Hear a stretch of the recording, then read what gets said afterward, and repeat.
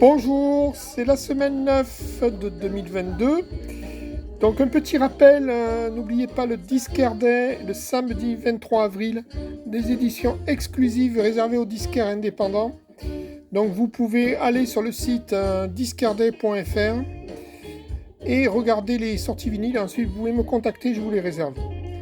Donc cette semaine, nous avons la révélation jazz de l'année 2022. Donc c'est une chanteuse qui s'appelle Cecil McLorin Salvant, qui est franco-américaine. Son papa était guadeloupéen et sa mère était française. Voilà. Et elle est née à Miami et elle chante très bien.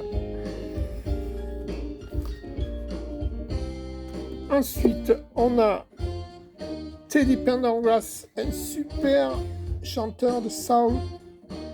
Et ça, c'est son album de 1981. Évidemment, original américain. Les Whispers, selon la prononciation, c'est aussi un original américain. Et l'année, je ne me rappelle plus, c'est pas écrit derrière, mais c'est début des années 80. Stephanie Mills, c'est la même chose, original américain de l'année 1980. Un original américain, un double live du groupe de soul music The Fifth Dimension. Et ça, c'est 1900, plutôt, j'ai un trou de mémoire, mais c'est dans les années 70, plutôt 75 ou 76. Ensuite, on a un best-of de Ray Charles, un double vinyle best-of, un original de 1971. Ensuite, on a une compilation Rare Groove Caraïbes.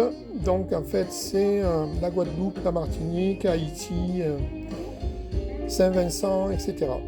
Très intéressant pour ceux qui aiment ça, bien sûr. La même chose, Rare Groove, donc africain, spécial africain. Très bonne compile. Un original de David Bowie de 1980, dans son jus. Une compilation de Cumbia. Cumbia, ça vient principalement de Colombie, c'est de la musique traditionnelle latino avec de l'accordéon. Ensuite, alors ça c'est le fameux guitariste de jazz, funk, jazz rock, Aldi Meola, et ça c'est son album de 1976. Une superbe compilation japonaise de la Tamla Motown. Les disques font au moins 220 grammes pièce. Deluxe édition, c'est un double vinyle de 1974.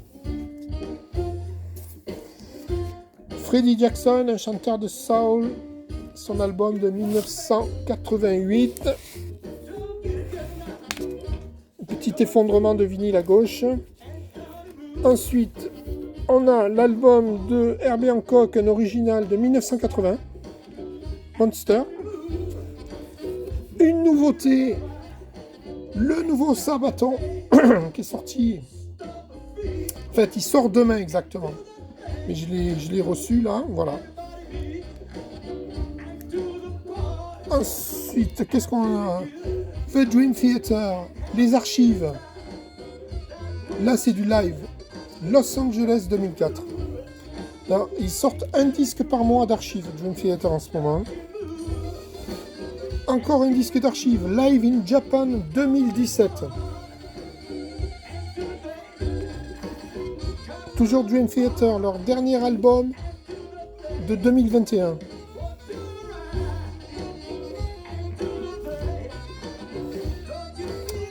Le groupe mythique de black death metal Marduk, l'album Varsovie, live en Pologne 2005. C'est d'actualité, hein.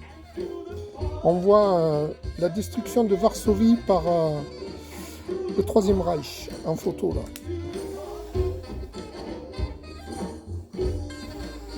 Steve Hackett, c'était le guitariste de Genesis. Il a publié déjà 73 albums. Et ça, c'est son dernier album de 2021, double vinyle avec le CD. Le dernier album de Yes. Toujours de superbes pochettes. Alors ça c'est une réédition d'un groupe de nu metal allemand, H-Block. Et ça c'est l'album de 1998 réédité en 2020 dans une édition, les vinyles sont marbrés vert, très très beau. Et le groupe ressemble beaucoup à Rage Against the Machine.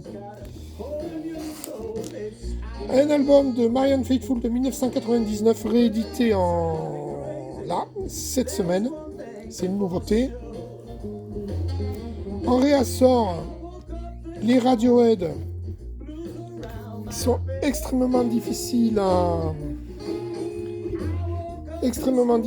avoir. Là, donc on a OK Computer. Je bouge un peu parce que j'ai plus de place. On a OK Computer en version double. OK Computer, non, ça c'est la version triple. Et alors c'est mélangé. En fait là, c'est le dernier album d'Arthur Ashe. Voilà, OK Computer en version double. Ça s'effondre encore.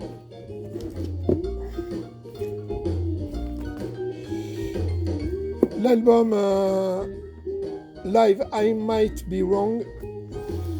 Tout ça très dur à avoir. Hein. Il faut des mois d'attente. Hail to the Fifth et The Bands. Là, une nouveauté de cette semaine. En fait, c'est toutes les apparitions live de John McLaughlin, le guitariste de jazz prodige, au festival de Montreux. Donc il y a plusieurs années. Très intéressant. Pink Floyd, c'est une nouveauté parce que c'est le monomix qui était sorti en 1967. Il vient d'être réédité. Alors, c'est un rappeur français, son album vient d'être réédité, le rappeur Ruff, en double vinyle transparent. Une nouveauté, la Maison Tellier, en vinyle. Un événement d'ailleurs Télérama à 4 clés. Le nouvel album de Marillion, ils en ont publié aussi des dizaines et des dizaines, voire des centaines. Et ça c'est l'album de 2022 comme c'est indiqué ici, en édition limitée vinyle orange. Et on va terminer avec The Band of Horses en édition vinyle rouillé transparent. Je ne sais pas ce que c'est parce que je ne l'ai pas ouvert. Mais voilà, c'est une exclusivité disquaire indépendant. Je vous remercie et à la semaine prochaine.